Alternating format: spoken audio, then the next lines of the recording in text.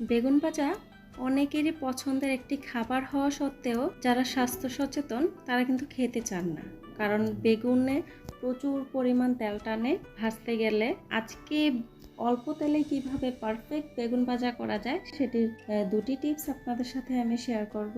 তো শুরুতেই আমি আস্ত বেগুনটাকে ধুয়ে নিয়েছি, তারপরে পিস পিস করে নিচ্ছি একটু মোটা মোটা করে। এখন দিয়ে দিচ্ছি হলুদ, লবণ এবং মরিচের গুঁড়া।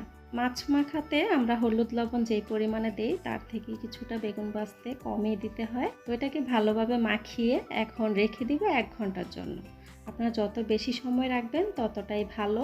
লবণ মাখিয়ে রাখার কারণে বেগুনটা যতটা চুপসে গিয়ে পানি বের হয়ে আসবে ততই আমাদের ভাজতে তেল কম লাগবে। তো আরও একটা টিপস আছে, সেটা আমি পরবর্তীতে দেখিয়ে দিচ্ছি কি করতে হবে। চলে আসলাম 1 ঘন্টা পর।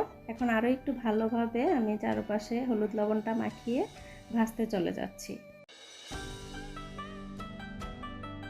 প্যানে আমি দেখুন কতটা তেল দিয়েছি, একদমই অল্প পরিমাণে তেল দিয়ে এখন আমি এটাকে ভেজে নিচ্ছি। দ্বিতীয় টিপসটি হচ্ছে আমাদের ঢাকনা দিতে হবে। এ পর্যায়ে ঢাকনা দিলে জলীয় বাষ্পটা যখন সরে যেতে পারবে না, বেগুনের ভিতরে পানিটা থেকে যাবে, তখন তেলটা কিন্তু খুব বেশি টানবে না।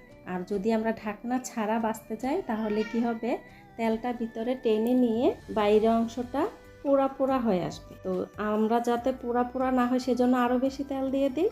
এতে করেই কি হয়, বেগুনে প্রচুর পরিমাণে তেল ঢুকে যায়। তো সেক্ষেত্রে অবশ্যই লক্ষ্য রাখতে হবে, আমাদের কিন্তু ঢাকনা দিয়ে ভাজতে হবে। আমি আপনাদেরকে এটা ভিডিওর মাধ্যমে ওইভাবে দেখাতে পারছি না যে কতটা ম্যাজিকের মতো ঢাকনাটা তুললেই কিন্তু তেলটা টেনে নিচ্ছে, আর ঢাকনা থাকা অবস্থায় খুবই সুন্দরভাবে তেলটা ছেড়ে দিচ্ছে। তো এখন আমি শুরুতে যে বেগুন ভাজাটা দেখিয়েছি সেটা হচ্ছে আমি বেশি সময় মাখিয়ে রাখিনি, হলুদ লবণ মাখিয়ে সাথে সাথেই আমি ভেজে নিয়েছিলাম।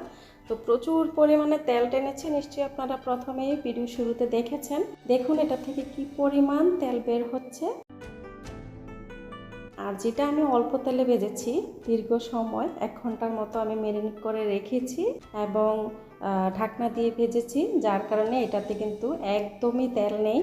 আমি বেগুনটা ভেঙে ফেলছি অলরেডি, তারপরও একটুও তেল বের হয়নি। আশা করি আপনারা বুঝতে পেরেছেন।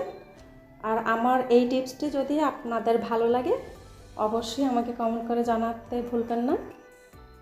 আপনাদের একটি লাইক কমেন্ট আমাকে অনুপ্রাণিত করে আরও ভিডিও তৈরি করার জন্য।